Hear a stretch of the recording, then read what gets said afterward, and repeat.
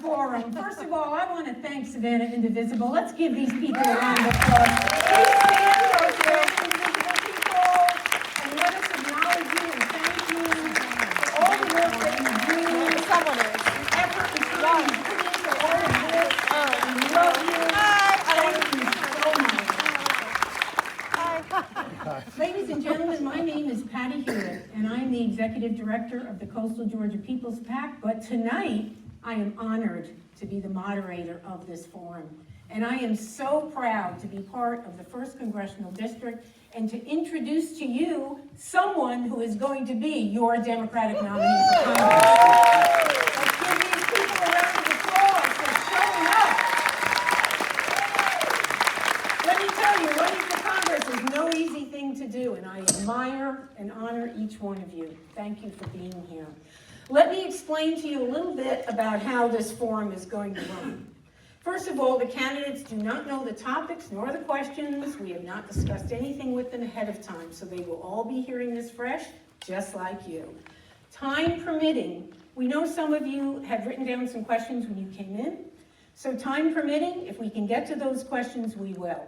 If we cannot get to those questions, Savannah Indivisible will get them answered, and they will be in their newsletter. So make sure that you are signed up and on their mailing list, because that's how you're going to get those responses, okay? That's how that's going to work. So the way that the run of the show is going to look like this. First, there'll be candidate introductions. They will have 2 minutes to have an opening statement. We will start in a traditional way, starting on my left with Randy and going all the way over to my right, your left. Candidates will have 2 minutes to introduce themselves.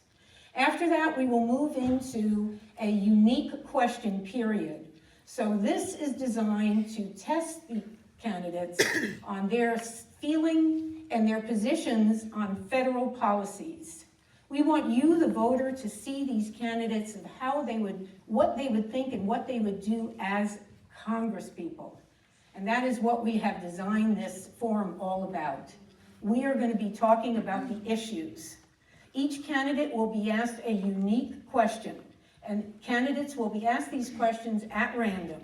We have our intrepid number picker there, and she will be picking numbers at random to ask these questions. So everything that we will be doing is random and has not been determined ahead of time. So that will be round one. Each candidate will have 2 minutes to answer that question. There will be no rebuttal or discussion. In the middle round, I know you're really going to thank me for this, because this is geared for those people that always say to themselves, I just want a yes or no answer. Well, let me tell you, tonight you're going to get it. Yes or nope. I will be asking a set of lightning round questions, so pay attention, my friends. And the candidates will only be able, there will be no speaking, they will only be able to say yes or nope. So pay attention, that round's going to go fast. Okay, in the final section, we are going to have, I just dropped my pen. In the final section, we are going to have a debate style. And in that section, once again, we'll be choosing a random number to ask the first candidate who becomes the first candidate to answer that question. They will have a minute to answer that question, and then other candidates will have 30 seconds to rebut. So that's where we're going to see a little bit of conversation. So I hope you enjoy tonight. I hope you are engaged. I know that you are here because you want to be informed voters, and that's the kind of forum that we have designed for you. So let's go ahead and get started. So we'll begin with our opening statements. So Randy, if you will please go. I want to thank you guys for coming. Thanks, Indivisible, for putting this on. It's great. My name's Randy Zurcher. I'm a union rep for the Savannah Federation of Teachers. I've lived in Savannah, Georgia since 2003. I know you guys pay attention to the news, so I don't have to go through everything we're going through right now, but we're in a bit of a pickle in this country. We have a man who's a megalomaniac and a criminal in office. We have the billionaires that brought him there, and they want this country to be a Russian-style oligarchy, where a few families own everything, and the rest of us just kind of work really hard and don't get to enjoy anything from it. What Donald Trump has been doing in various different ways, through ICE agents, through not giving people their due diligence. All these different things you can look at, and we're on a slide into authoritarianism. The only appropriate response to a slide into authoritarianism is resistance. And so I will resist. I am the resistance candidate. Now, if that means throwing sand in the gears until our president follows the law, then that's what it's going to take. Because law and order, without law and order in this country, we are not going to have our democracy. Thank you. How you doing? My name is Joey Palimeno. I'm 34 years old. I moved down here from New Jersey about 11 years ago. I've been a veterinary technician for about 17 years. I'm a proud father of 4 kids, 2 boys, 2 girls. One of them's a newborn, so I'm a bit exhausted today, but okay. The reason why I ran, I've always loved politics. Been very, very passionate about it. I got involved, in high school in the Obama-Biden campaign.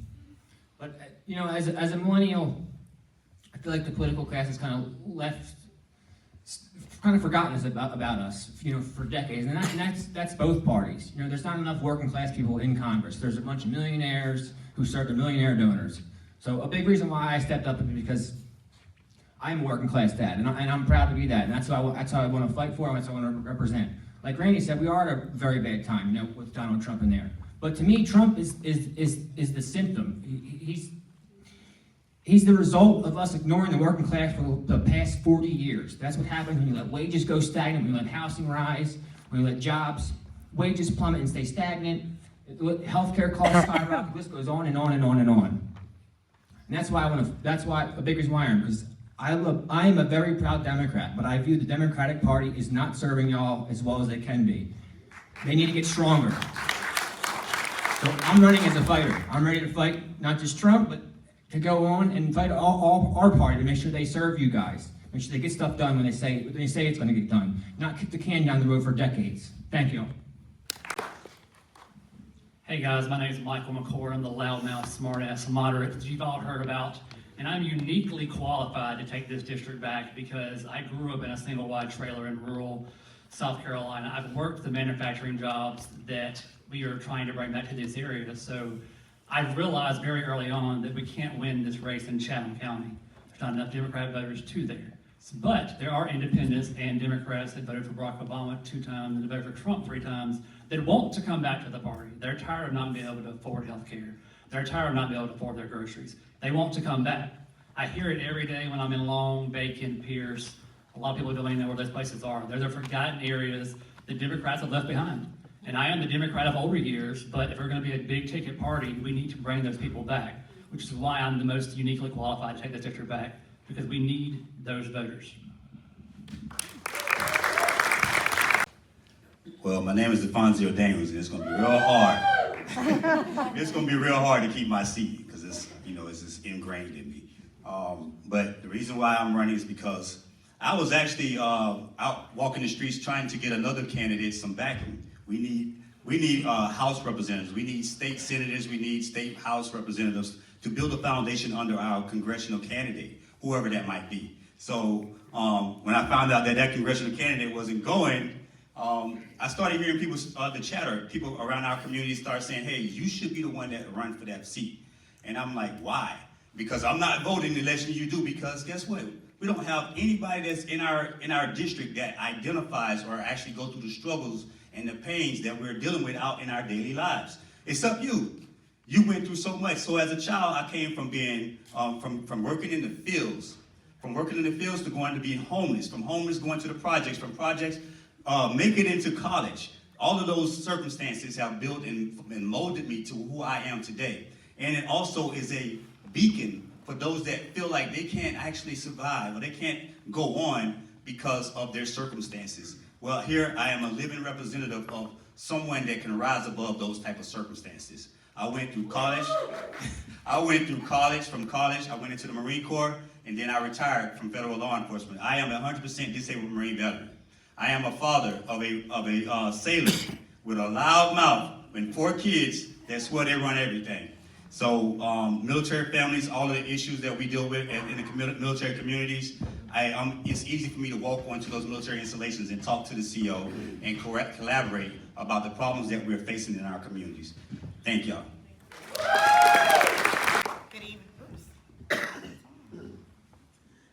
Good evening, everyone. I want to thank Savannah and Indivisible because I know this is so much work to put together for putting us all in the same room. My name is Amanda Hollowell, and I am working to be your next Congresswoman of the 1st Congressional District. We have an amazing opportunity because for the first time in 10 years, Buddy Carter will not represent us.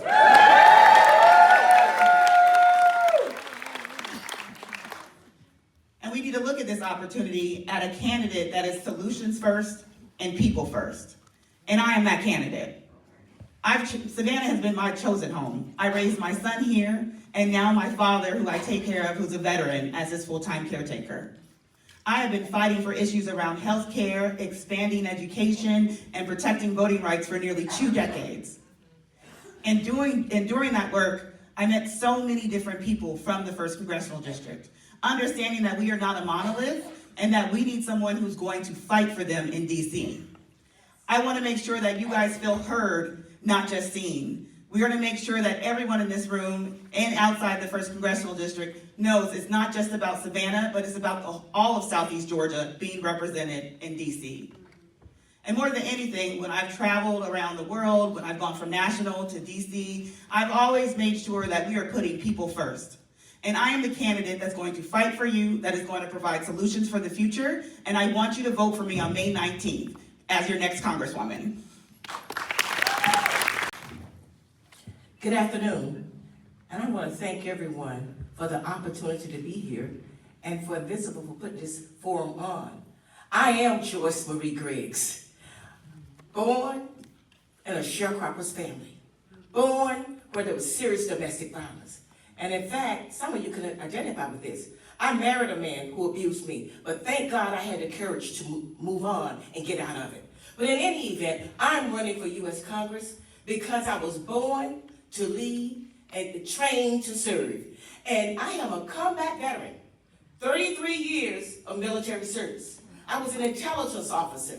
I served in Iraq 3 times. And thank God I led my troops and myself out safely. And we performed jobs to protect us and our allies. I was also a Bronze Star recipient. I'm a Bronze Star recipient. You see, I know how to make decisions in a rapid, fluid situation because I had to do that. It was a matter of life or death. And I want you to know something. Right now, America, we are on life support. You need somebody that will get us off life support. And I am that candidate. I want to point out that I am not a politician. I am a servant for all people. Like I said, I grew up in a sharecropper's family. It was hard. There were very hard conditions. There were 10 of us. I was number 5 or 10. All of my brothers served in the military. I am the better candidate. Want you to know that the last time against Buddy Carter, we got 42%. We're very close. And I have name recognition, and we can do it. We can get across the finish line. So vote for Joyce Marie Griggs on May 9th. I am battle-tested and proven. Thank you. Good evening, y'all. I'm Pat Wilver. I'm a West Point and Army Ranger School graduate, former infantry officer, small business owner, and I walked the length of our country on the Pacific Crest Trail. I'm here because I believe this moment requires a clear diagnosis and decisive action. Fascism doesn't come from nowhere. It arises in the people who have lost their power, who fear for their economic security, and who stopped believing in a better future. If we want to stop fascism, we must do more than simply punish its leaders. We must remove the conditions which fueled the movement in the first place. We must reclaim our power from the billionaires, restore fairness in our economy, and rebuild a better future. Reclaiming power from the billionaires means overturning Citizens United, because $1 should never mean more than a vote.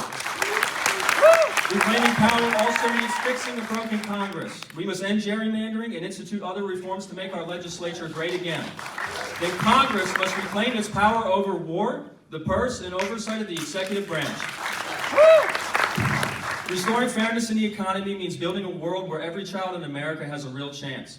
All children must receive good, free public education, including university and trade school, so that they may succeed in the modern workforce and develop the critical thinking skills necessary to live as citizens of a free republic.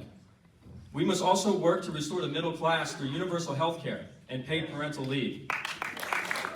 Countries who have implemented these policies spend far less on healthcare overall than we do, and their citizens enjoy better health outcomes and quality of life. Rebuilding for the future means making decisions with our grandchildren in mind. Strengthening the Clean Water Act will stop the destruction of our marshes and rivers. Strict regulation on AI and data centers will protect our jobs and the environment. Ending foreign wars and billionaire handouts will pay down the national debt, which is nothing more than taxation without representation on our children. Thank you for being here today. Thank you to my fellow candidates for your passion, energy, and ideas. We're all here because we care deeply, and I look forward to doing my part to making our district and our world a better place. Thank you. Thank you, everyone, and thank you for coming out to support us. My name is Dr. Sharon Stokes Williamson. I have been in Savannah since July 29, 1966. I have not left. I have not left here. I have worked for the state of Georgia for 21 years. I have worked in private sector. I've worked for non-governmental organizations. I work for other nonprofits. I have done everything. I have done everything in my life where I have touched populations from age 0 to 100. And I have touched pretty much every issue that we ever experienced here in the 1st District and 3 other districts. But I'll tell you why I'm running. I'm running because in May of 2025, I lost my job. I was working a wonderful program in Washington, D.C., and was really doing some big things at a national level. I will say, to give a plus to myself, about my relationship with Congress. In the last 4 or 5 years, I have worked for 2 non-governmental organizations on a national level that actually was created by Congress to support the work of the Environmental Protection Agency and the Centers for Disease Control. Now, about my local, how I'm connected to Savannah, I have been here all my life. I'm a graduate of Savannah State, Alfred Eli Beach High School. I am a graduate of Savannah State College. I am a graduate of Armstrong Atlantic State University. I'm a graduate of Georgia Southern University, and I'm a graduate of Southeastern Technical College. So I did my work as far as going to school and doing what I need to do to get that bootstrap, to be able to make a better person of myself. But to be very quick, I'm running because every family in our district deserves safety, we deserve stability, opportunity, and dignity. Too many people are working hard and still falling behind. I'm stepping up to fight for common sense solutions that help our communities thrive and not just survive. Are we ready to get started? All right. This first round of questions, we will be asking them questions on the most pressing issues that are facing legislators today. May we have the first number, please? Number 4, that is Miss Williamson. You get the first question. Are you ready? I'm ready. You will have 2 minutes. Please pay attention to the timers. They will be signaling you where you are with your time. Many families can no longer afford to buy a home, and many people are being priced out of the rental market. What's the most important tool the federal government can use to help drive down the cost of buying or renting a home? Let me think about that. Buying or renting a home. First, I'm thinking about when I think about the federal government, and I think about all of the programs that I have worked for, supporting. I'm very knowledgeable about several federal administrations, I'll put it like that. So I'm thinking more about the housing and urban, the U.S. Department of Housing and Urban Development. I think that families, there could be grants or other financial assistance available to families so that they can be able to purchase a home. As far as renting a home, again, grants and programs through housing programs and projects, services. I'm trying to think. But grants and programs through federal support that can help families be able to afford these homes. And also there are things like first home buying programs And all these things, when I look at things from a federal lens, we're looking at it from a congressional lens, I look at programs and services, I look at policies like a cloud. And I look at the rain as programs and services, funding coming down from the top, upstream and downstream, to support programs and services and those gaps and those needs of people in our community. So I think that we can strengthen, as a Congresswoman, I would push that more funding go toward the housing, urban development to support more families being able to afford housing in this district. Thank you. That's your timer. Glenda, could you please raise your hand? That is your timer. Okay, good? Yes. Are we good? Number 2. Okay, and that's Ms. Griggs. Ms. Griggs, you get the next question. Are you ready? Yes. All right. The horrible, awful, bad bill is going to impact hundreds of thousands of Georgians who depend on Medicaid or the healthcare exchange for their healthcare coverage. We know that bill is going to be almost fully in effect by the time this election takes place. As our representative, what actions will you take to assist families negatively impacted from this legislation? Number one, I think Could you use your, I'm sorry. there you go. I think number one, we've got to go back and repeal some of the things that have been cut from this health care program. It's been they've literally raped the health care. The Republicans constantly fought against the ACA, the Affordable Care Act, but they didn't present anything better. So what I would do as Congresswoman is, first of all, try to get the cuts that were applied already, get those repealed, and come up with a workable program so we can have health care for all people. Because this is absolutely crazy. People can't even go to the hospital or afraid to go to the hospital because they don't have the money to pay for the bills. Also, health care is a right. It's a right.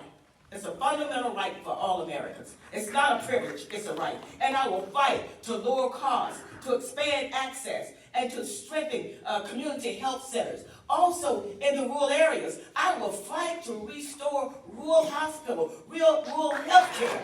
We need that. We have the first Congressional District, we have so many rural areas here. So we need that. Some people almost die before they get to a hospital. So we must do that. I will go back, for example, I will go back and again, first and foremost, I will reform a lot of the health care programs that's been put out there by this administration. Because see, they don't care. They're billionaires. They can go to the doctor anytime they want. They can get a private doctor. But most people cannot afford to even go to a private doctor. So I will repeal a lot of that and put programs in place where the average American could have affordable and access to health care. And again, it's a right. It's our right to have health care. Thank you. Next question. Number 6, that is Mr. McCord. Are you ready? The ACLU is currently tracking 12 bills in the Georgia State Legislature that it deems would cause harm for LGBTQ people, such as healthcare barriers and school restrictions. What would you do at the federal level, to ensure that rights of LGBTQ plus citizens are protected from discriminatory practices? Well, as a member of the Alphabet Mafia, I remember what it's like to have my rights voted on as far back as 2015. So I would block anything that's going to damage our transgender brothers and sisters. Especially right now, there's a questionnaire sent out saying that they're going to, block all gender reassignment surgeries, and it's just ridiculous. I would block any bill. We're going to codify gay marriage. We're going to codify right to choose, like with abortion, we would for transgender individuals as well. So this is pretty personal to me. I grew up in the South, being a gay man, so this is personal to me, and I'd fight to stop that. Okay, all right. Thank you very much. The Federal Department of Education has basically been dismantled. Do you think we need to rebuild it? How would you restructure the department to meet the needs of students, educators, and parents in the 21st century? I'll first start by restoring everything from where before the Trump administration got in. That'll be the first thing. As someone that's dealing with education in the education center, constantly dealing with parents and parents and kids with disabilities, there's so many things that we need to start back doing from the foundation, especially with education and how bad it is here in our district. In certain areas, not everywhere. Camden County is one of those anomalies that don't have too much of a problem with the education portion of it. But at the same exact time, there are a lot of things that we must actually address, especially some of the, I should say, how do I go about this without being rude? Teachers that don't actually get the pay and the funds they actually deserve. So one of the biggest things that we need to do is address that issue first. We got teachers out here that are working in these areas that can't even afford to live in the areas where they teach. So we got to address that. We also have to basically, in a sense, put something in place to where these teachers can be retainable, where they're not leave. They don't leave. Eliminate their education or their student loans for one. Give an incentive for those that want to actually do internship. Paid internship would be an ideal for that. There's just so many things. It's personal to me because a lot of the kids that I actually deal with are actually disabled kids, and a lot of them are very mistreated, like my son was. So that's a lot of things. So talking about all of these problems are not something that I could talk about in 2 minutes. We'll be sitting here forever just going over each and every one of the levels, especially for IEPs. So there's a lot of things that we actually have to deal with. Thank you. Thank you very much. All right, question number 5. Who's the lucky winner? 8. Number 8, that is Mrs. Zurcher. Are you ready? I am. Okay. Do you believe we need to address gerrymandering through national redistricting laws? National redistricting laws. Explain your approach to establishing laws that would ban partisan gerrymandering, mid-decade redistricting, and ensure fair representation for voters across the country. Okay. Yes, I do support that, and if you don't know, you probably do, but District 1 is highly gerrymandered, as are many districts in the country, in the state of Georgia. So it is appropriate to have a federal bill that would require redistricting after a census, and where there's a big difference in population, but based on just very, based on some basic tenets, not based on where the population is, but maybe have it county based, maybe have it have quarters or fifths of a state. It's to me, it just can't be arbitrary and capricious. It can't be based on politics, and it can't be based on race. It needs to be based on even numbers of population and real representation for people. Okay, very good. Thank you. Number 3, that is Mr. Wilver. Mr. Wilver, are you ready? Let's do it. Okay. Coastal Georgia is home to some of the most important and sensitive barrier islands, wetlands, and whale breeding grounds in the world. Explain what actions you would take as a representative to protect our environment under an administration that prioritizes fossil fuel deregulation and mining.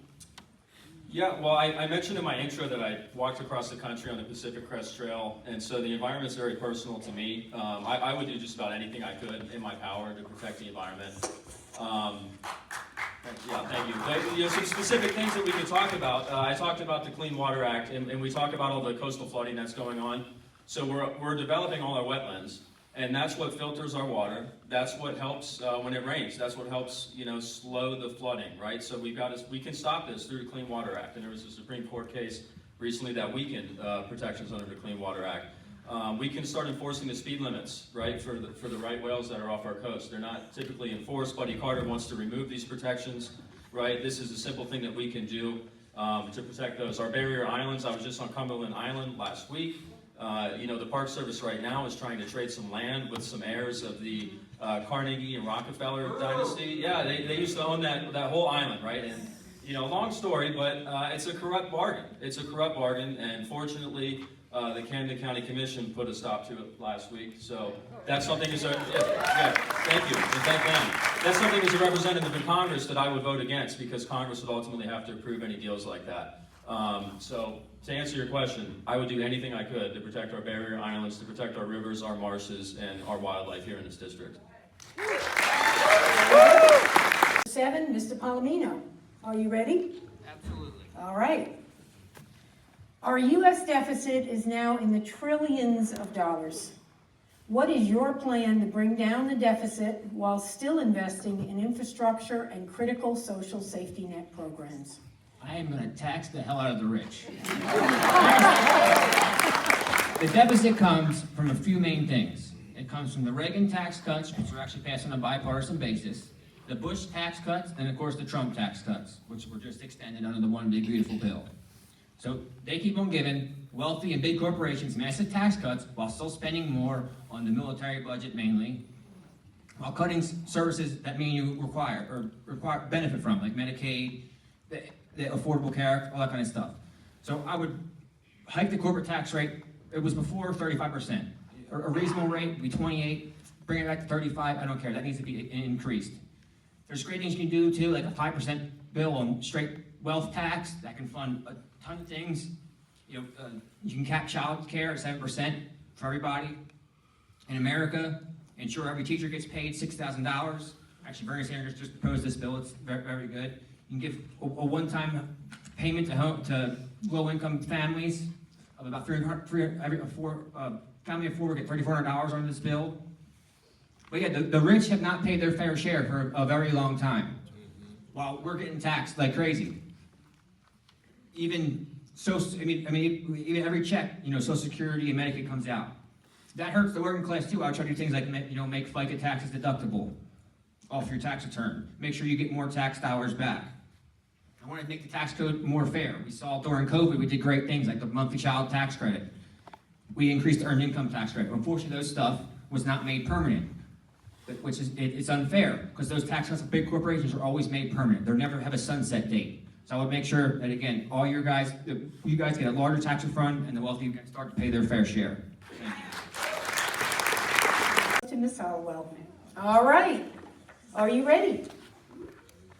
Since this administration came into power, we have seen the degradation of separate but equal branches of government and a consolidation of power into the executive branch.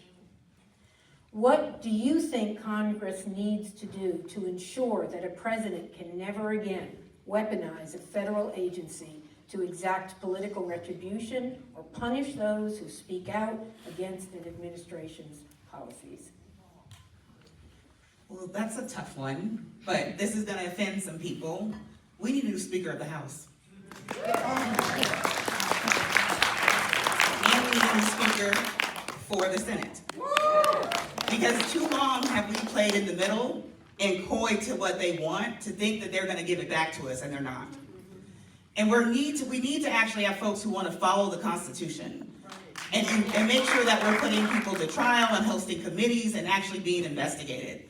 And I think more than anything, we actually have to inform the people that you guys have rights here in this moment.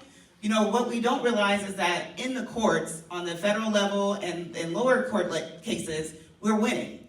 And so we've been winning a lot. We've won more than 60% of our cases against Trump administration.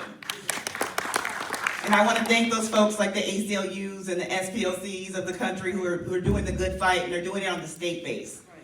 But more than anything, we need folks in Congress who want to fight, but also not so much just want to fight, y'all, who actually want to do the work.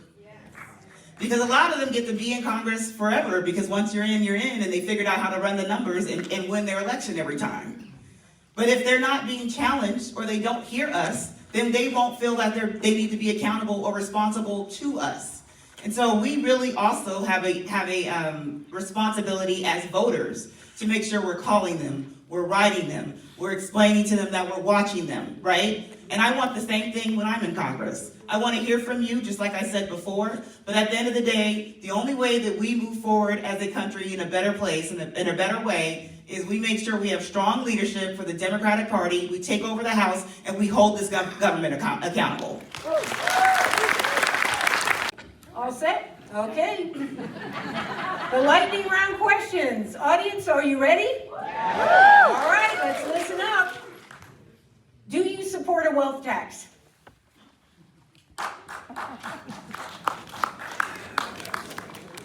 Paddles down.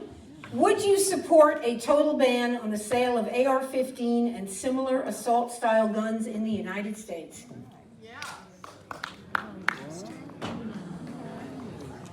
All right. Paddle down. Would you support Medicare for all? Yes, thank you. Paddles down. Does skydiving sound fun to you?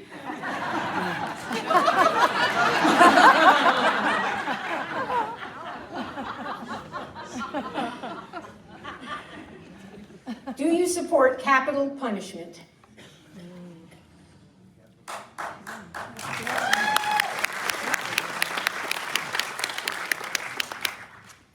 Paddles down. Do you support women's bodily autonomy?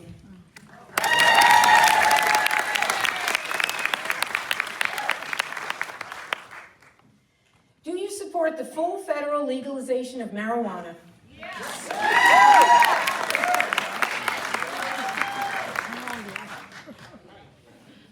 Did you have a job during high school?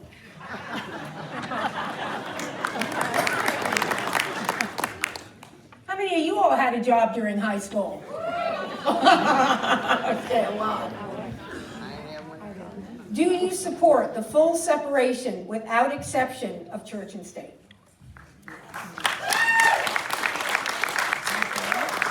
Paddles down. Do you believe that young people under 18 should require parental consent for contraception or to access abortion care?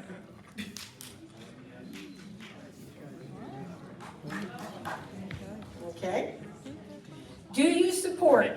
What? Can you do a redo on that one? A redo on that one? Yeah, that was confusing the question. Do you believe that young people under 18 should require parental consent for contraception or to access abortion care? Okay, all right. Do you support comprehensive sexual education, including LGBTQ specific health information in public schools K through 12? All right, don't forget to hold those paddles up. People want to see them. Do you believe that convicted felons should lose their right to vote?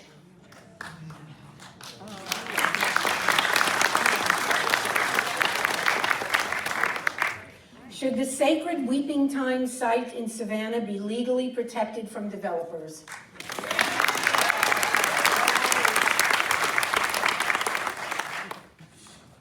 Are you responsible for grocery shopping in your household?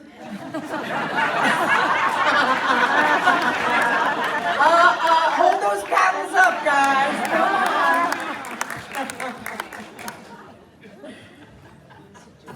Would you support refugees moving into your state or community?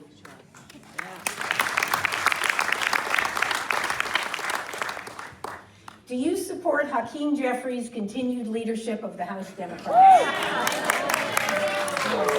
Oh, come on. Up. Let's go. All right. It's on record. Okay. Have you ever owned a car worth less than $1,000? Have you all owned a car less than $1,000? Willie, paddles down. Don't want to make a confused mistake here, guys. Will you take APAC money?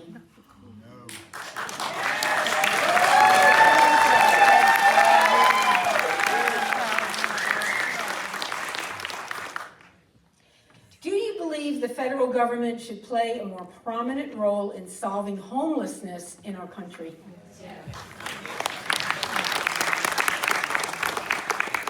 And the final question, will you pledge to support the winning Democratic nominee, no matter who it is, for Congress? All right. Into the final segment of the evening, and this is going to be the debate style format. So once again, in this format, we will be asking candidates unique questions. Once again, we'll be pulling a random number and asking them a unique question in a unique order. However, this time they will have 1 minute to respond, and then other candidates will have 30 seconds to rebut if they wish to. Candidates will just indicate to me by wave of the hand or a nod of the head that they wish to, and then we will call on them to rebut. So that is the program for the last section, the debate style. So are we ready to begin? Thanks for that, Joey, I appreciate it. Number one. Number one. Okay. Number one is Ms. Hollowell. Yes. All right. Are you ready? Yeah. Most of us are familiar with the huge tax cuts paid by cutting off needed services to working and poor families. We also know how bloated our tax system has become. Aside from taxing the wealthy and corporations, what do you propose as one change to the tax system that would squarely benefit working families?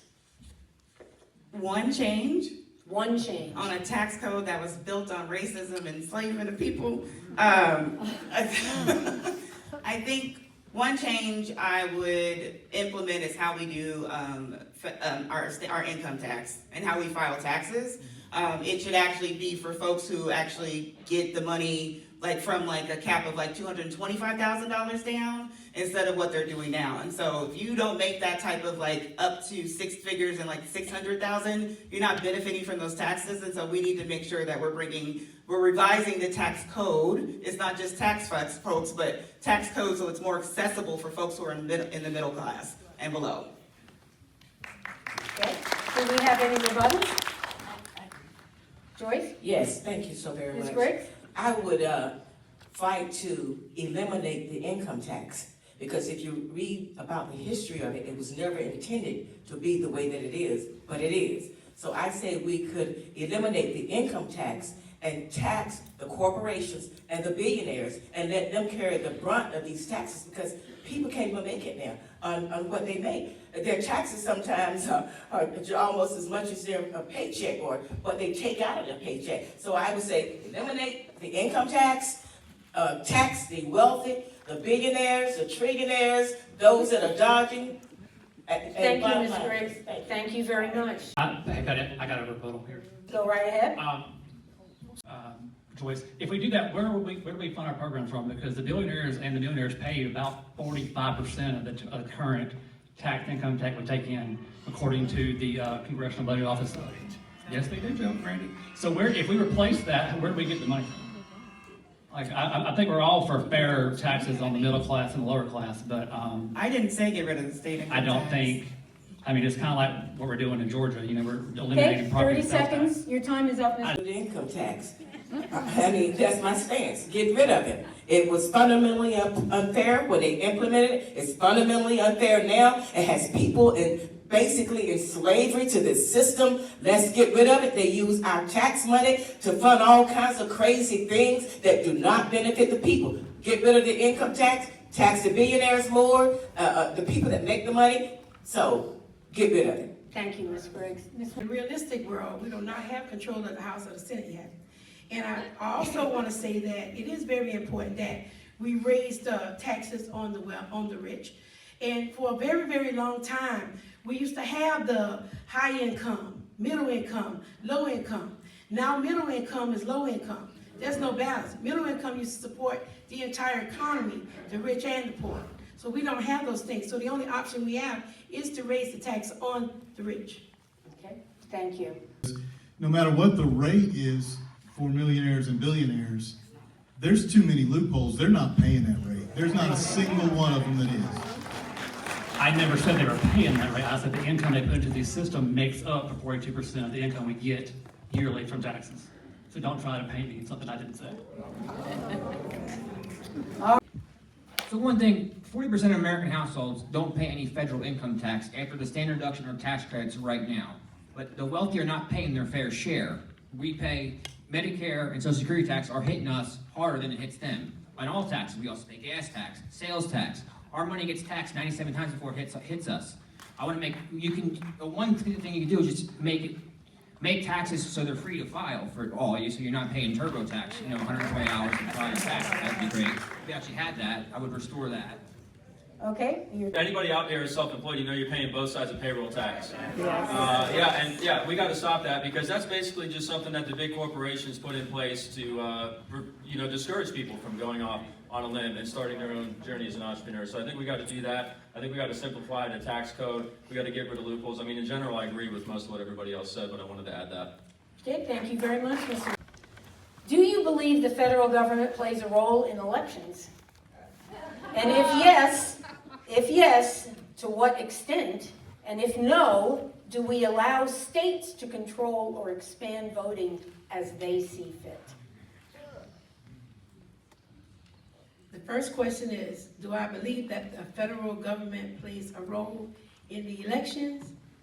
Well, in the good old days, when we were living a life and a time where we followed the Constitution and we really believed in due process and all of those things, everybody having a right to vote, we believed in all the amendments that were there, that we followed the Constitution, our guidebook to how we will live and how we will govern this nation. Now, in today's time, we do live in a society where the federal government is butting in the election. Is it fair? No, it's not. But that is just the way it is today. I think that from a federal perspective, I think that I would oppose any type of governmental involvement in the election process, because everything is already set, and the blueprint has already been provided to us from the Constitution. I didn't answer the second part. Okay, I'll stop. Thank you, ma'am.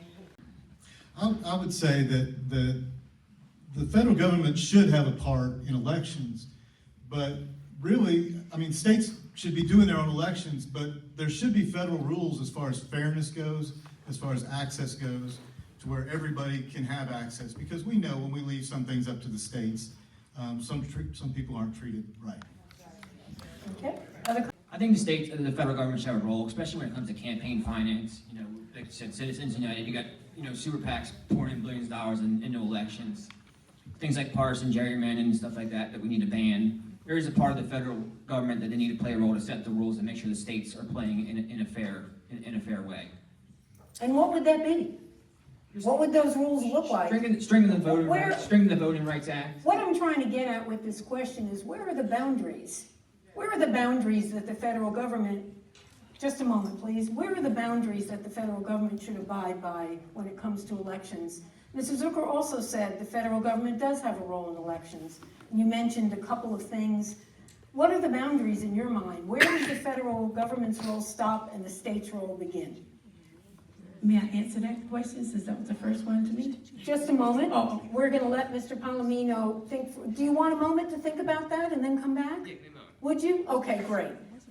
Yes, ma'am. Ms. Hollowell? Yes, and so I guess that question was for Joey, but I want to just answer the first question, which was, you guys, as is, the federal government operates around the Constitution, right? And then we have states' rights who get to operate how they want to, operationalize their state voting system. Now, here's the challenge that we're in. Folks don't realize that we are very close to losing the Voting Rights Act. We have the Scalia versus Louisiana decision coming up in June, and then we also have redistricting and gerrymandering happening at the same time, and we have the census. And so what the federal government can do is make sure those processes at which we determine our fair representation are codified and legal, and they actually protect the people that are voting. And that's what we can do at the federal level. There's not, you don't want to go into impeding on states' rights, but you still want to make sure that states have a voice in how they do this. Thank you. Mr. Wilver, you had a comment? Yeah, so the Constitution says that states have the right to decide the time, place, and manner of their elections, but the 14th Amendment to the Constitution is what empowers the federal government to protect people's civil rights as they vote. So that is the extent to which the federal government can involve itself. And Patty, I'd chime in. Okay, Mr. McCord? I think the federal government's only rule is to make sure it happens on the first Tuesday in November, and to make sure no one's civil rights being violated. Outside of that, they just get the hell out of our state-run government. So I'll answer very clear for you. Okay, does anyone else have a comment about this question, about voting in the federal government? Yes, ma'am, Ms. Williamson? I'll just add to it, that we have to remember that the federal government role is to support. It's to support. So when the state needs backup, that's when the federal government should intervene. Okay.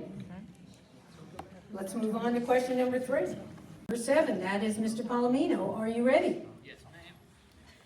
Workforce development is rapidly absorbing AI, robotics, and other intelligent devices across industries, displacing human workers along the way. How would you structure regulations that protect workers and hold companies accountable for this generational shift? It's a great question. I don't think so. AI isn't going to go anywhere, right? We can't stop it, but we can regulate it. I want to make sure, big corporations aren't replacing their workers, and if they do replace their workers, they're going to pay some kind of tax, and that funding is going to go towards, make sure those workers have a new type of job, new type of training, and also want to make sure AI is empowering us to be more productive and make sure we're getting those gains in productivity and they're reflected in our wages. Because in my industry, I was a veterinary technician, and there's tons of stuff. I mean, it's been a lot of stuff is AI right now. It does make workers more productive, but the question is, who's benefiting from that right now? And I make sure workers are benefiting from it. So I would just codify and make sure workers' rights are reflected around any regulations for AI. Okay, does anyone have a rebuttal or a comment about this question? Yes, ma'am, Ms. Hollowell? Not a rebuttal, just a comment. We also have to get a better labor commissioner. The current labor department at the federal level is horrible, and we can't create workers' rights until we actually have real people who want to actually represent folks who work in labor. We also need to listen to the unions. The unions are seeing this firsthand, and let them help us guide what we want to create a space for this new workforce, right? And AI is going to come, but yes, and we can regulate it, but we can actually do a little bit better than regulation. We can actually make it more fair for the people who it's actually impacting versus just letting it happen, right? I'm tired of this AI is inevitable. It's not inevitable, because what if we run out of water? What if they don't have enough space? What are we doing then? And so we just need to have a little bit more gumption, a little bit more energy around how do you really regulate that. Okay. Mr. Wilver, did you have a comment? Yeah, I want to echo that. AI is not inevitable, and we don't have to let it happen. And, we worry that this thing is a monster that we're building, but we have to do it because the Chinese are going to beat us to it. Well, what does it matter what flag this monster is wearing if it's still a monster? So I think, number one, an AI moratorium like Senator Sanders proposed is a good thing to call for. And number two, I think we need to consider public ownership of AI. Yeah, because this thing could take all of our jobs. Maybe it would be a good thing if we owned it, if we could benefit from it. But we know that only a handful of people own it all, and they're just going to screw us if we let them. So when you say we should own it, let's probe this a little bit. I think we should Who consider is we? Who is we? all of us, the American people. So and how would the American people own AI? How would that work? Well, I think right now the Trump administration is already taking stakes in private companies. So I think he set the precedent. We just need to follow that. Let's take stakes in these So you think companies. we should take over these companies? I think we should consider it, because AI is going to change the world. AI is going to change the world. It could take every single one of our jobs in time, right? Eventually they're going to figure out how to make a hand, and then it's going to come for the plumbing jobs too. If we let it happen, it'll take all the jobs. It can either be a good thing for us or a horrible thing, but the choice is up to us. Okay, and your solution is to take those companies over? I think it is a solution that we should seriously consider. Patty, Very good. Thank you very much.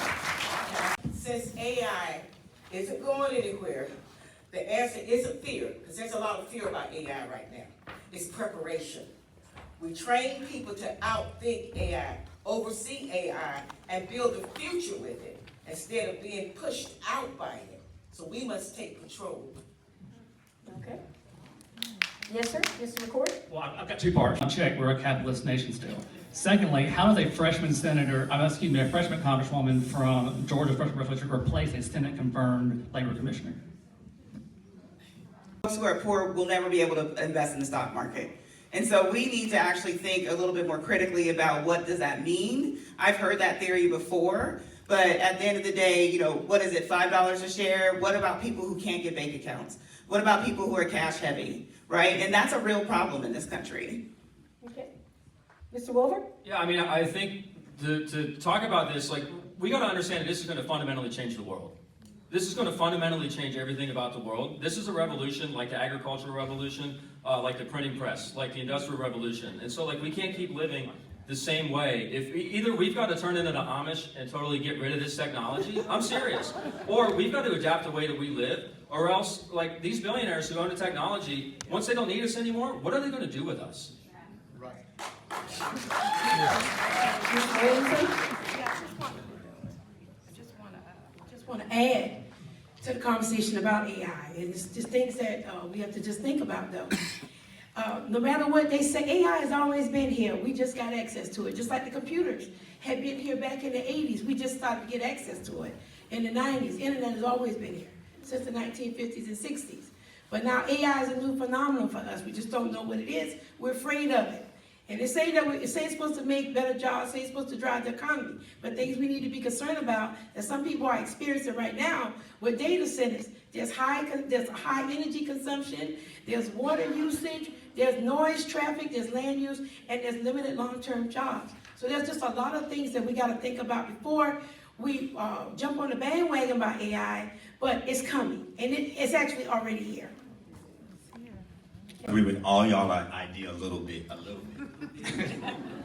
But at the end of the day, we all need to realize that we need to go with the changes, and that's where the tides are actually flowing right now. My kids they're highly into that stuff. At the same exact time, they're also lazy too. So we are a different breed, and one of the things that we need to do is start adapting to these issues and these changes at the same exact time. So I do agree with Pat a little bit about these things. So now I gotta stop. Thank you, ma'am. All right. Do you guys ever follow what Sam Altman says, or like any of these guys you need to follow what they say and take them at their word? Because like Sam Altman said the other week that he wanted to put intelligence on a meter and sell it to us. Direct quote. So, you know, this AI, we know that it's making people dumber who use it. Our kids are not able to write, to think critically like they used to be. This is a big problem. We're focused on jobs, but like it's taking away our ability to think and to reason. And we definitely need to get AI out of our schools.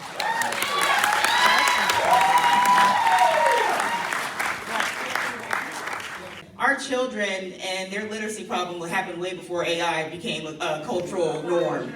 And, you know, until we decide deeper about how we're going to fund public education, how we're going to make sure on the state level that we're not just testing the test, and we're actually testing folks that are going to go out there and get good jobs and have sustainable careers, we're talking about something in theory. And so, like, to connect that to each other is a long stretch. But I do hear you on the AI in schools. It's being seen. But the challenge before AI is in schools was we weren't educating folks to the fullest in the first place. I mean, I agree with that. We got to stop teaching to the test. We got to let teachers be teachers again instead of turning them into assembly line workers. But also literacy, like let's look at social media and let's look at the internet. Like that's kind of when literacy started going down. So maybe AI is just going to accelerate this trend of technology that's already been in place. And we need to get back to like reading books. We need to, like, I would say kids should not be on social media, period. Literacy's been an issue in America as long as America's been a country. It's been a wealth. So if you had money, you knew how to read. If you didn't know how to read. So this is not an AI issue. I disagree. We got better at it over time, and now our literacy is going back down. Yeah, we got better at it because the public education system was funded correctly and wasn't gutted in the past since Bush up. I agree with you on that, but AI is so new that we don't know a whole lot about it yet, but there are already studies coming out that show that people who use AI, generative AI, have cognitive decline. And this is a technology that's only Okay, that's fair, but you're trying to tie to literacy, and Georgia literally has a literacy issue right now with people from 35 to 60. I promise you, they weren't using AI back then. They don't know how to read. Well, we're talking about two separate problems right now. Well, you're equating them both together, and they're not. It's not a thing. I'm not equating them both together. I'm not. I'm saying AI is a different problem. It is a different problem from literacy. I agree. Okay. Thank you, gentlemen. Thank you very much. Thank you, gentlemen. Thank you all very much. All right, next question. Number 3. is Mr. Wilver. Are you ready? Ready? Should ICE be abolished? Yes.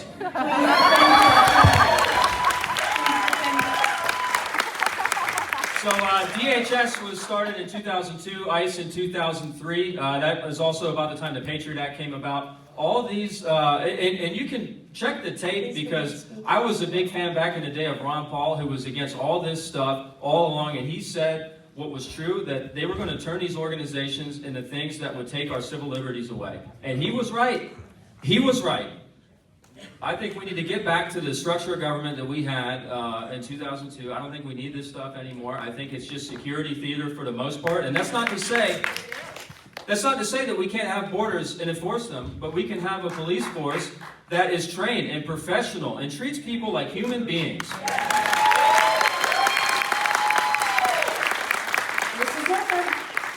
So I don't disagree with any of that, but I want to just, I think we have to mention here, ICE is not, it doesn't have that much to do with immigration. ICE is what Donald Trump wants to be his personal police force, with masks and guns and no badges. And so absolutely they need to go.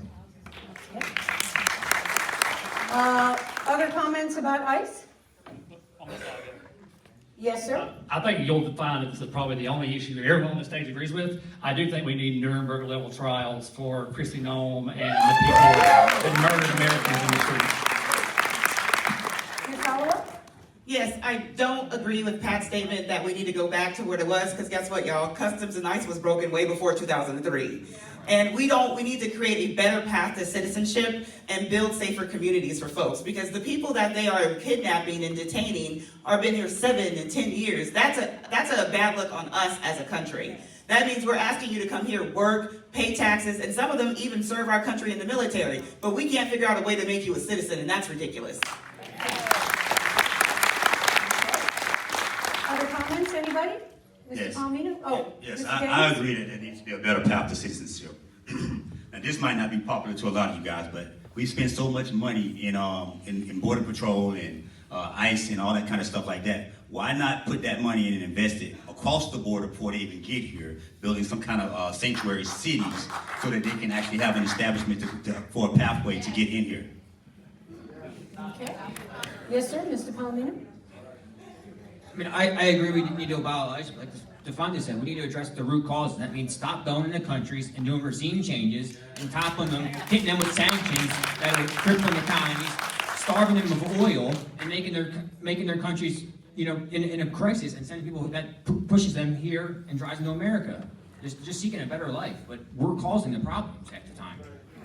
I mean, can I add to that? Because we've intervened in every, I believe every single Latin American country, we've overthrown a government. We've done like 50 some, I can't keep count, right? We talk about what's going on in Iran right now. Well, in 1953, we overthrew a democratically elected government. Most of our problems around the world are our own doing, for overthrowing governments that people elected democratically. So, I love that point. Thank you.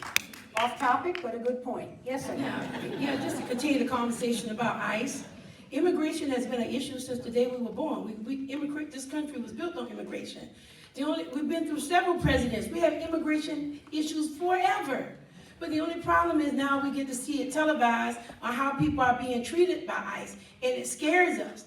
It scares us a whole lot. The only thing, in my opinion, from my observation, is that due process is no longer there. I'm not a lawyer, I can't speak as a legal person, but as a citizen, I know that's something that is not happening right now. People are just sent back to their countries, are sent to camps, and all kind of violent things are happening to them, which I'm told from just talking to other people. But the due process is missing. And also we need immigration enforcement reform. And that is something that they're currently talking about now in Washington, D.C. Just treat people with respect and humane respect. Just treat us with respect. Okay. Anything else? All right, very good. Next question. Are you ready? Many rural voters have given up on the Democratic Party. Give us your best argument. Your best argument. Your best argument. As to why they should come out and support a Democratic candidate in this race. That's pretty hard. But the best argument is because of what we got going on right now in our society. Everybody's impacted equally. One of the biggest things that I've noticed knocking on doors, by the way, I've knocked over 8,503 doors as an individual. That's dedication. And going to each one of these individuals' doors and talking to them about their issues has basically shaped my campaign. So when I listen to the issues that we're facing, it's representation. They don't have proper representation, so how do we get them to actually get out here? Right now, we have a slew of candidates. We are all different, and we're actually touching issues differently. So this is the best representation of how we get our Democrats back into our Democratic Party, is to have representation for almost everything that we actually deal with on a daily basis. So each one of us is different for a very good reason. And that's what I like about what we're doing right now in this Democratic primary. Very good. Mr. McCord? I will say I agree with everything Defonsio said. I think we need to realize that we cannot win without those rural voters. Like, if anyone in this room thinks otherwise, you're wrong. We've seen it the past 4 or 5 elections. And we need someone that has lived in these rural areas, knows the experience, is from the rural South, has done these type of things, and understands how they talk, how they feel, and why they left the Democrat Party in the first place. The argument has come out We is, understand what the problem is. We've stated it. What is your solution? I wasn't trying to answer the question, but I will. My solution is you go to these voters, you find out what issues are affecting Bacon County, you find out what issues are affecting Pierce, you find out what issues are affecting Long County, and then you give them attainable solutions. You don't go in trashing Trump, the big ugly goblin, because they voted for him for a reason, and we need to face the fact, because he talks like them. He gave them hope, and now when they go to the grocery store, they go to get gas, they're like, hey, this man lied to us. I don't know why they thought a con artist that bankrupted the casino was going to tell the truth, but that's a conversation for another day. Thank you. Mrs. Zurcher? I was just going to say, if somebody still supports this president with everything that's going on, there's something wrong with that person. And I don't mean that in a mean way, but I'm not trying for that person's vote if they're still supporting that regime. I want Democrats. I want Democrats that didn't come out last time. I want independents. And I want people who voted for Trump and didn't get anything that he promised. Okay. Mr. Palimeno? So there are some the rural voters that are going to stick with Trump for forever. But a big thing is those rural voters left the Democratic Party, and they go to Trump because he speaks their language. He tells you that the system is broken, and it is. That's the truth. But he's not fixing it. I've heard some of those same voters say they would have voted for Bernie Sanders because he says the same thing. The system is broken. You just need to fix it. And I'll say they need to come out and support us because I'm willing to fix it. I experiencing the same stuff y'all. I'm struggling, to afford life day to day. Struggling to afford health care, child care, to keep the lights on, food. It's getting outrageous. Thank you, Mr. Palimeno. Yes, sir. Well, these issues is people don't see Democrats out at the doors where people want them to be. Y'all want to actually bring people in there, but you're not going to them. So that's why one of the biggest things, when I say I've knocked over 8,500 doors, I brought people to, I took it to them. That was one of the issues that we're failing on. We forgot what we actually began this whole thing for in the first place. We need to go back to the roots and take everything back so that people understand that we're fighting for them. This is not about any individual man or person. It's about us as a people. Okay. Ms. Griggs? To the people, and literally and figuratively. And that means being present, accessible, transparent, and actually listening to them instead of just talking to the people. And I will also have, they don't have to wonder, let me put it this way, about what I'm doing or what I'm going to do. They will know because I will engage them in this process. They need to know that they're cared about, that they're just not a throwaway, that they have not been forgotten. And while I've been out on this campaign trail, a lot of them said, people don't come and talk to us. They don't know what we want. We must listen to them. My office will be open. I will be transparent. Figuratively and literally. They can call me and talk with me. I'll be accessible and available 24/7. Thank you, ma'am. Yes. Well, Joyce doesn't need a microphone, but You know, I don't think that people turn their back on the Democratic Party. I think the Democratic Party turned its back on them. And you mentioned Bernie Sanders, right? I mean, this was a guy who was fighting the corporate Democratic Party, and they swallowed him up. And that's, hey, I think that's why a lot of that happened. We've got to get at the economic root of this fascism that's risen up. It doesn't come from nowhere. And these people know that they've been screwed since Bill Clinton passed NAFTA and took all their jobs away. I just would like to say, as a professional working out there in social work and public health and actually studying the population of people and actually being in the rural areas, the reason why they don't get out is because there's an unequal divide between rural and urban areas. When federal funding come in, most of the funding is shifted back to the urban areas. And also when we're running for election, we're saying everything you want to hear. We've already researched how you feel, what you think, what worries you, so we already know what to say to you. So when politicians come in there and tell you what you want to hear, that's you vote on your emotions. And now you're going to really have to start taking a stand and looking at people and let their work speak for them. What do they stand for? What have they done for many years? Just a number of things. But I'm just saying, don't do this because you just want to win a seat. Do this because you really care. And you really want to get in this position, in this seat, and you want to make a difference in the lives of people wherever they are. So equity for everyone. Thank you. Ms. Hollowell? Organizer in me is speaking now. Y'all, we have to do deep organizing, with or without the party. When I was in Ware County talking to some folks, you know, they had some problems. They're doing a water fight. So I sent them resources from my job on how to handle this. I introduced them to the river keepers and how to, talking about the Okefenokee Swamp. And they ended up meeting with these folks, got the services, and were able to fight back against the city council of them bringing in this business that wanted to do illegal dumping. And I think that's what we forget about this. I am a servant to this community. And I have been serving this community for almost 20 years, from registering 7,000 voters to, registering a couple thousand people to be organ donors through my other job as a health advocate. And when I go out to these communities and talk to these mothers and these fathers and then just a regular old person, I think the challenge is that we've never provided them a service. And a service is as simple as listening to them, pointing them in the right direction, and supporting them through it. Stapelo Island doesn't win because Stapelo Island was loud. Stapelo Island won because they had deep organizing and people who cared about them. And that's what I'm willing to do as a congresswoman. I'm not walking away from how I organize and show up for people. Thank you, Ms. Hollowell. I think y'all heard me. We're supposed to be going to the people, right? I don't think y'all heard me. So, with that being said, we want these elected officials, soon to be, to go out and actually not do anything. Because what we're hearing right now is a whole bunch of jibber jabber. How many of y'all done been to the doors? Matter of fact, how many of y'all done knocked over 200 doors? There go two. How many of y'all done knocked over 500? Off topic. No.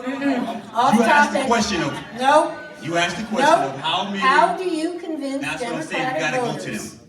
You have That's to go. your opinion. Okay. That's your opinion. Your opinion is you have to go to the voters. Please rebut it. People are saying we don't. Do you think you don't have to go to the voters? I think you have to be, you call me, yes, sorry. I do think you have to be present in every county, and there's no other way. I mean, how do you connect with voters in Charleston that don't have internet, don't have broadband, besides knocking on their doors? Okay. Mr. Wilver? Yeah, I mean, I think God gave us 2 ears and one mouth for a reason. I think that's important. I think that's something Defonsio got at. I think we got to stop moralizing to these folks. I think even if they do things that we find reprehensible, even if they say things that we don't like, we got to understand that they're human beings just like us. And if we were in a similar set of circumstances, maybe we would be saying and doing the same exact things. And I think that that's an important way to do what we need to do here. Okay. All right. Ready. Given economists' concerns about our economy perhaps entering a stagflation stage, and stagflation is again stagnant growth combined with high inflation, how will you balance the need for economic growth with the need for affordability? Well, I think number one, I'm thinking of the tariffs that this president has instituted, and as a result of the tariffs, things are so high. They're extremely high. Families can't afford groceries, literally.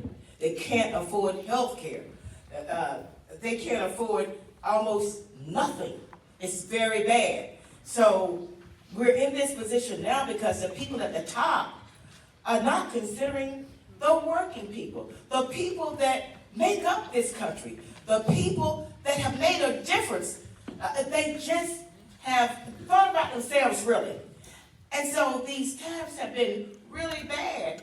And so we're in a very bad position because of that. And also, because from the top down, they've implemented policies and everything that have deprived people of so many of their rights, so many of their abilities to make a living, to make a decent wage. And so we need to start, I think, with the tariffs, definitely reforming those, or rather getting rid of them, and do a sensible process with them. But I Thank you, Ms. Griggs. Okay, thank you. Thank you very much. I agree we need to repeal the tariffs. We need to also, for the past 40 years, we've practiced trickle-down economics. We need to realize that you don't build an economy from the top down. You build it from the bottom up and the middle out. Period. If we start investing in working people again, the economy will start to grow. The economy does not grow when you get wealthy and big corporations tax cuts. They just hoard the money and it stays there. You invest in working people again. Thank you. Mr. Zurcher, did you have a comment? Yes, one thing I'd like to mention is one very concrete thing that we can do on a federal level is remove the barriers to organizing, for workers organizing. Because when people have collective bargaining, on average, pay goes up 18%. This is why they do so great at the port. But right now, even in the state of Georgia, public employees aren't allowed to do that. So we need some kind of a national act that would remove those barriers to organizing. Okay, Mr. Once again, I think we probably all agree on that issue, but I think we need to do it with all the tariffs that don't benefit American businesses. We saw that Biden kept in place some of the tariffs on the Chinese EV market, for instance. Right now in Long County, the oldest African-American farm in this district is called Berry Farms, biggest pecan producer in Georgia. There's a producer of pecan candies right down the road from them. Guess where they get their pecans from? They get them from Mexico, they don't get them from Long County. So why aren't we having tariffs on the Mexico imports coming in, like we're just doing it ass backwards? Okay, thank you. You said stagflation? Stagflation. And then when Biden was office, we had what? Shrinkflation, remember that? Now that all of our packages are smaller and the prices are higher. And before that, there was some other inflation. But what we don't have, and what people don't pay attention to, is that you can't address this without talking about increasing the minimum wage on the federal level, bringing back the Consumer Protection Bureaus, which protected us from these predatory businesses, and reevaluating the poverty line in this country. We can't keep going on with a 30-year idea of what poverty is living in this area. So those are the things that we can do to address it. And then you get to the tax cuts, and then you get to the tariffs. Right now, I don't think folks are even worried about how much something costs. They're trying to figure out, am I paying the light bill? Are we paying health insurance? Are we paying car insurance? Because they're getting fleeced in so many different ways. Thank you. Yes, sir. During COVID, right? That's where the inflation came from. You want to talk about fixing the economy? Well, the economy runs on debt, right? And what happens to the interest rates that you have to pay whenever your credit score goes down? They go up. What's happened to our government's credit score right now? $39 trillion in debt. This is why interest rates are going up. They're going to continue to go up until we have some fiscal responsibility. That means taxing billionaires. That means stopping handouts. That means stopping the wars. Okay, thank you. And many countries are making trade alliances that exclude the United States. What do you believe Congress needs to do right now to stabilize our foreign trade policy?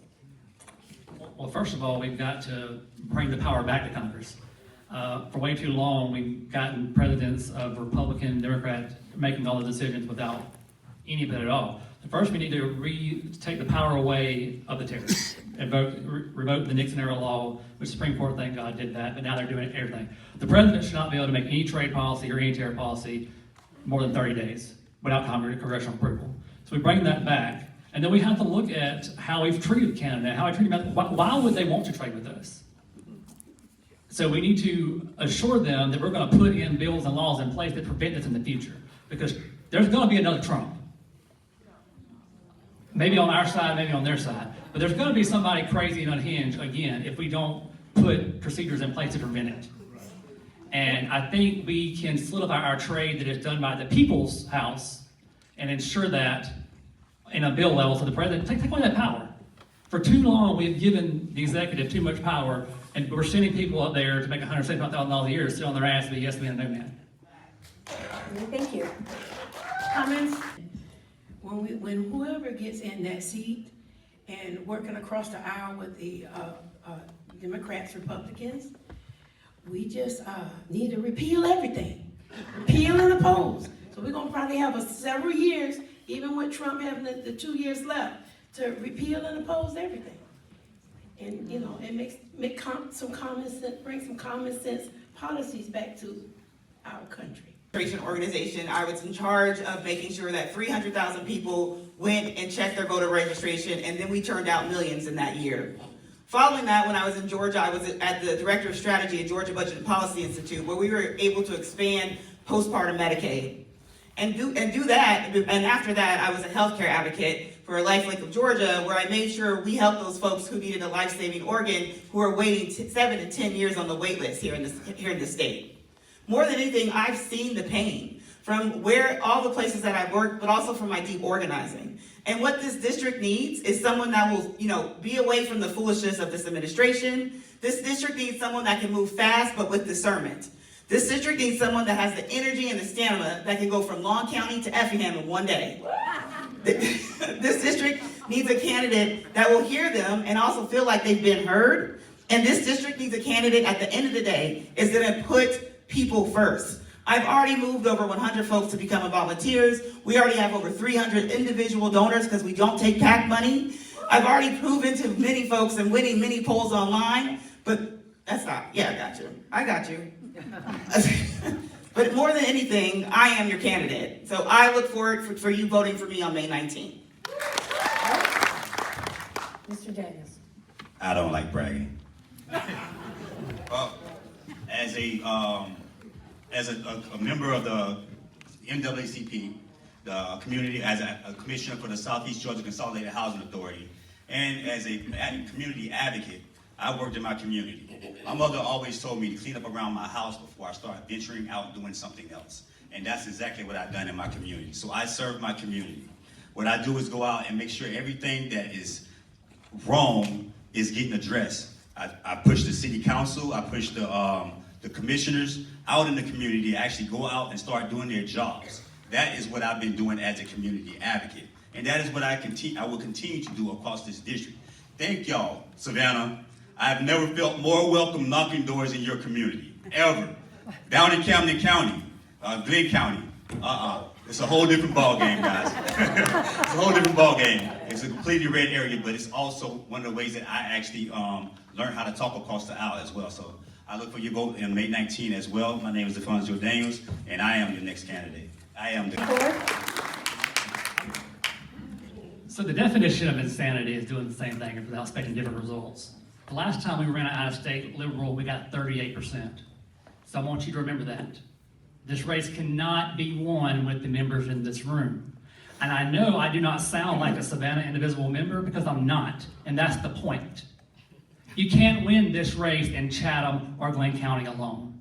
And so wear your Hollowell shirt, wear your Pat shirt to the poll, but if you want to win, go in, you hit Michael McCord. Okay. I'm not going to float, fancy numbers about donations, this and that. Amanda said she saw the pain. Guess what? I live with that pain every day. I'm a working class dad. I know the issues y'all face because I live with them every day. I look at how to worry about I'm going to keep the lights on, put food on the table, I make sure my kids, have to get to school, how I'm going to afford my health care, all that kind of stuff. Washington, D.C. has been letting y'all down for decades, and I'm tired of it. I will fight like hell for y'all to get things done and to make sure y'all's lives get better. So on May 19th, go out and vote for me. Thank you very much. My name is Randy Zurcher.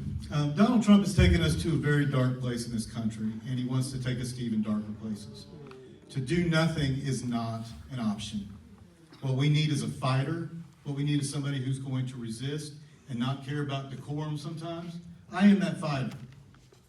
There's some great people up here. All 8 of these people, I think are great people, have a lot of great ideas.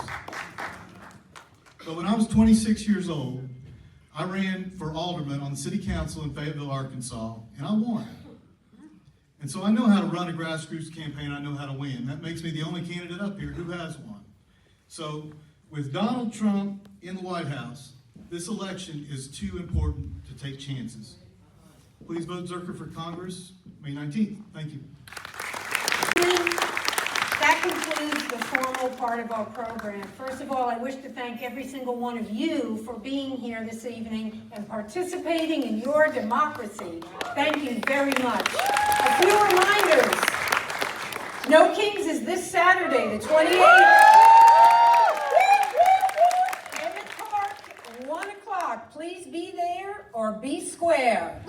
Next one is our Data Center Town Hall. Very important, April 8th at 6 p.m. right here. We're going to have our PSC representatives and candidates here. We're going to talk all things data energy. And finally, ladies and gentlemen, one moment. This is democracy. Please thank these candidates. Thank you very much, and good night. Thank you.